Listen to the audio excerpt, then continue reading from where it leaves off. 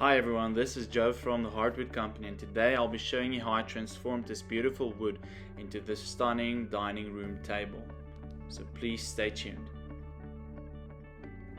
Well, first off, me and the client decided on a design for the table, and then thereafter I started the cutting process into cutting it to fit within the mold. So after cutting it to size, I then started placing the wood inside the mold, and I made a crucial mistake by pouring resin into the mold prior to placing the wood and letting it dry before I placed the wood inside. And like you all guessed it didn't bond at all. I didn't scope it, I didn't apply resin.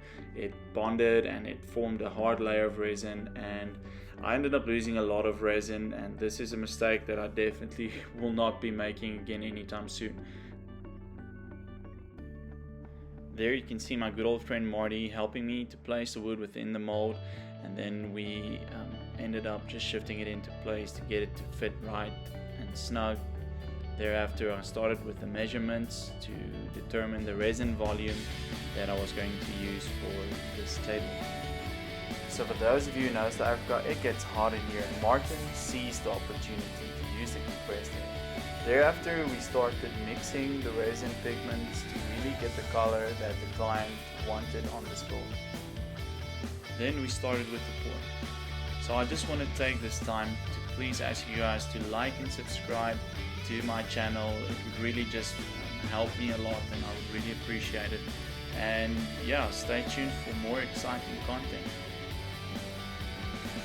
So for those of you still tuned in, please comment below what type of tree do you think this is, and I will give you a shout out in the comment section. And yes, that is me wearing a sweatband made out of a microfiber cloth, because it gets hot here in South Africa. So after the pour, we took it to a friend of mine, Crano, to go and have it flattened, and then brought it back to have it sanded, and there you can see the final look of the pour. Thereafter we started with the sanding process, and as you all now know, Marty, good friend of mine, opted to help me out to sand this table. Now this is where you really need to take your time when sanding your piece of work, and normally I take it to about a 320 or 400 grit on the wood, and depending on the finish the customer wants on the resin, I either take it to a high gloss or a satin finish. And in this instance the customer wanted a high gloss finish, and I sanded it to about 2000, whereafter I started the polishing application. Now this is a very important process, the polishing, and this is where you need to take your time to really make sure that you do not polish or sand too quick, because you don't want to have scratch marks or as they call it, swirl marks left on your workpiece. And this is where you really just need to take your time in polishing, and again Martin came and assisted me with the polishing process. So for the polish on this finish, I used Festool's MPA compounds, which worked amazingly, and I'll definitely leave a link in the description so you guys can check it out. Thereafter I sprayed the table with a mineral oil to really let it soak for about 24 hours, and this is because it went to an area on the coast which is really susceptible to humidity, and the mineral oil just really saps into the grains, offering better protection. Thereafter I drilled pilot holes and also the holes for the inserts, and I really do recommend the inserts. They are just amazing to work with. So I inserted them using your normal wood glue in the wood and some CA glue within the resin, and it just works perfectly. It keeps your table steady and so easily to apply it within the table.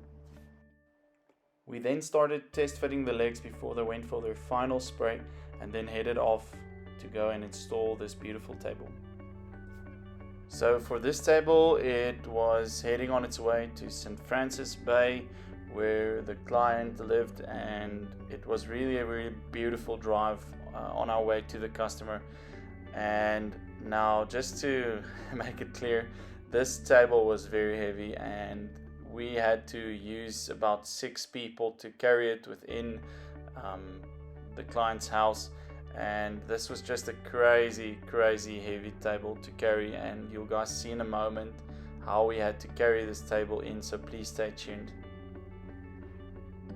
The scenery was just very beautiful, and this is where we stayed for the night before we went to install the next morning.